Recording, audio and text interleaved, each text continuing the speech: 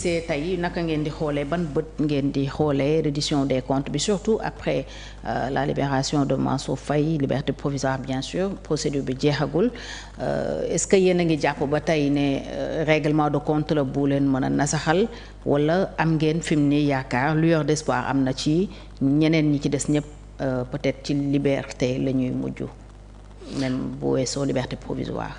waaw peut-être non lieu. Fatou man de wax dëgg yàlla avant may ñëw ci sa question boobu sax damay dellu tuuti ci ginnaaw pour wax un peu sur les victimes parce que n'oubliez pas que Fatou c'est dans ce pays où on a vu l'exécutif c'est-à-dire un gouvernement déterminer les victimes ba leen di jox ay ndàmpaay kan moo war a déterminer des victimes. non appui lañ ko jàppee à la fin c'était des appuis. mais vous pensez que ça c'est sérieux un ministre la ministre de la femme et de la famille jël considérer ñenn ñi ne ay victimes lañu di leen jox xaalis boo xam ne état ko moom état boobu kan moo koy jox xaalis ku dul yow man Blondin et cetera. c'est l'argent du contribuable. c'est l'argent du contribuable. nga jël ko yëkkati nga ne ñii ay victimes lañ nga leen di jox xaalis. alors que la justice ne s'est pas prononcée encore une fois victime justice moo koy décider. oui.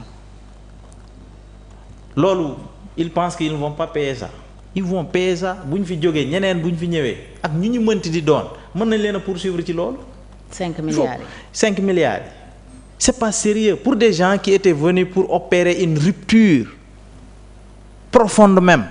ñu ñëw di répéter pire que ce que ñi fi jaaroon ñëpp doon def dans le passé en parlant de ces redditions des comptes moi je ne vois pas de reddition de comptes je vois par contre des règlements de compte acharnement ci ñenn ñi foo teg ne règlement de compte acharnement ci ñenn ñi laa fi gis parce que en réalité li ñu fi gis lu bari mooy ne que les gens de Pastef les mêmes responsables de Pastef ñu ci bari balaa ñuy poursuivre nit rek dañoo tudd turam ci réseaux sociaux loolu mooy ban justice. est-ce que encore que c'est le premier ministre qui est parti. c'est les rapports il faut le préciser c'est des rapports. rapport tuddul benn ministre. rapport tuddul benn ministre encore une fois. de la Cour des comptes ñooñu ñoo fi. rapport jébbal le parquet financier léegi. non du fayu ñoo fi préciser que ni. y a des gens dénk nañ leen par rapport ak ay ministères ñu gis fa jëfin ju ñaaw ay mauvaise gestion ñu woo daaj yi topp leen daaj yooyu le plus souvent su fekkee ni woo nañ seen supérieur rek pas vérifié. bu fekkee ni woo nañ parce que li ngay wax amoo ci preuve xam nga lu tax man mënuma ci am xam nga loolu lu tax parce que nous sommes dans le secret de l'enquête xawma enquête bi li ci ne mais dama ne su ma doon juge d'instruction su ma nekk non mais bien sûr parce que xam naa procédure nu muy demee procédure judiciaire xam naa nu muy demee yow xamoo ko man xam naa ko man xam naa procédure yow xamoo ko bu ma doon juge d'instruction su ma woowee le ministre non déglu ma man déggoo li ma la boo bëggee ñu dem ci économie ñu dem ci économie soo bëggee ñu dem ci droit ñu dem ci droit loo bëgg ñu dem ci lu la wóorul waroo ko wax ci plateau parce que nous sommes dans le secret de l'enquête loolu boo ko xamul ma wax la ko nga wóoru la parce que nous sommes dans le secret de l'enquête je te dis enquête judiciaire non dama lay wax enquête judiciaire nu muy demee wóoru la dama lay wax enquête judiciaire nu muy demee non dama lay expliquer allez-y pour vous dire que li tax du ma génn ne Mansour Faye dañ ko woo lii la ak lii dama ne la bu fekkoon ni place su juge d'instruction la ne xam procédure judiciaire comment ça fonctionne ak enquête dama ne su ma woowee Mansour Faye rek c'est parce que daaj ba ma woo mu am lien direct ak le ministre de la tutelle c'est parce que tout simplement am na loo xam ne gis nañ ko ci loolu mooy dëgg donc buñ fi wax ni que c'est parce que dañu dem ci réseaux sociaux yi gis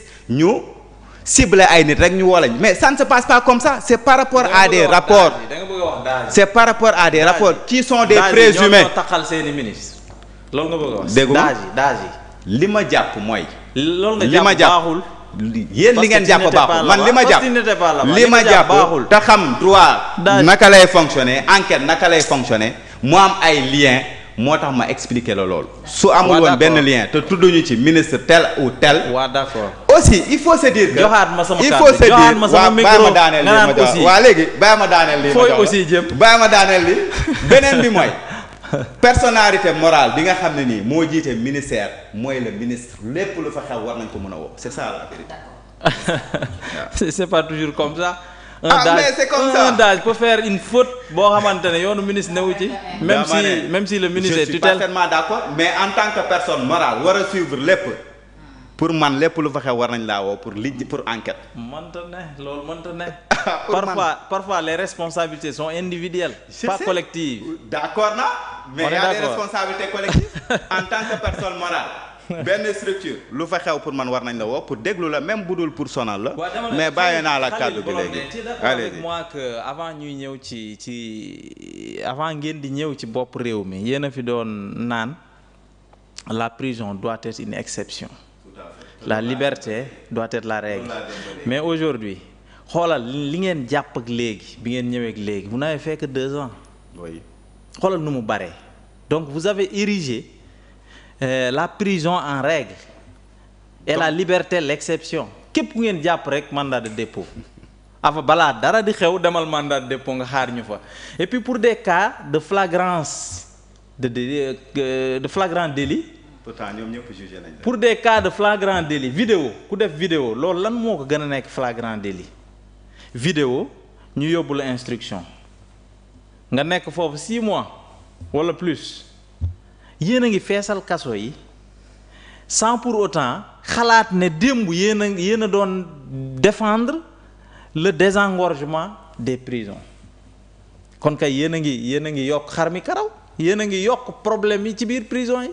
Pour des cas yoo xam ne yu suufee yoo xam ne jaru ko ngeen yóbbu nit ñi en kii. mais fii kuñ fi saaga jaru ko tamit. en kii en enquête. saaga ay waajuru jàmbur. non du loolu. bu dee saaga kay yéen a ko fi dàq parce que yéen a ko commencé Sénégal di teg maanaam ci ndoddu jàmbur la nga xam ne dara du ci dëgg. 2014 bi Pastef ñëwee Sénégal. di def ay mandat de dépôt saaga yi commencé. non attends man saaga xaw ma fu mu jógee man. li ma yàgg wax c'est-à-dire yéen da ngeen nekk ay politiciens yu bees yoo xamante ne da ngeen a indi lu bees ci langue politique bi malheureusement loolu ngeen indi suñu société daf ko doon bañ. déedéet imposer ko nit ñi bul ko imputer benn groupe de personnes. suñu kilifa diine dañ ko doon bañ benn groupe de personnes. mais si dama leen koy dama ne. ñu ci bari ñi ngay wax ne dañ leen tëj. déglu ma wax la en tout cas bi Pastef duggee ci langue politique gi la loolu gën a accentué wu c'est-à-dire nekk ci réseaux sociaux yi di daggal nit ñi ay saaga bàyyiwuñu kenn du kilifa aada du kilifa diine. mas nga dégg bàyyiwuñu kenn mas nga ma dégg ma saaga. mas nga dégg par exemple non y a des exceptions l'exception fait la règle. yow ku baax nga yow ku yaru nga yow doo saaga mais yow tu fais la effectivement c'est la règle. L'exception fait la règle. mais par exemple yow exception nga ci je suis d'accord exception nga ci. nga ne kii moo saaga mais dama ne la foo dem am na ay brebis galeuses. dama ne la wax lu dul dëgg saaga weeje nit ñi c'est-à-dire ci yéen la fekk baax yéen waa Pastef loolu mënoo leen ko bañ. yéen a ko fi indi ci langue politique bi. maintenant pour continuer sur notre sujet quand même faut pas que mu ñuy divertir quoi Fatou divertir nit ñi rek la mën moom it vraiment. yow da nga bëgg a dagg fil c'est-à-dire fil conducteur bi nga bëgg a dagg. mais du fi amee li ma bëgg a wax de toute façon dama koy wax. non allez-y. Par rapport à la reddition des comptes c'est-à-dire que man ba léegi damay xool waa Pastef rek ay reetaan jàpp ma Faatu parce que lépp lu ñu waxoon démb ak lu ñu gëmloo woon Sénégalais yi ba tax ñu voté leen ñoo ngi cay wàcc c'est-à-dire defuñu ñoo ngi def lu safaan wa ñoom ñoo ne woon.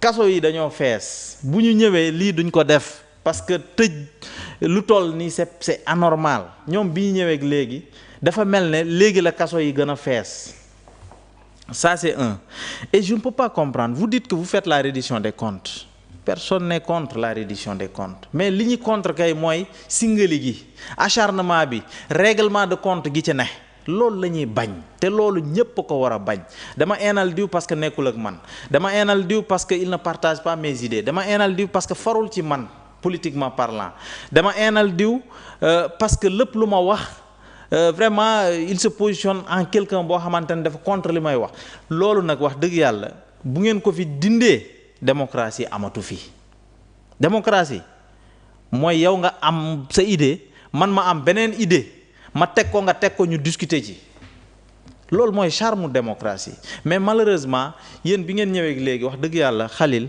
rupture moom amagul sur tous les plans nag rupture de am na mais c'est dans le mauvais sens malheureusement mais je ne peux pas comprendre un premier ministre qui va jusque chez quelqu'un Farba Ngom dire que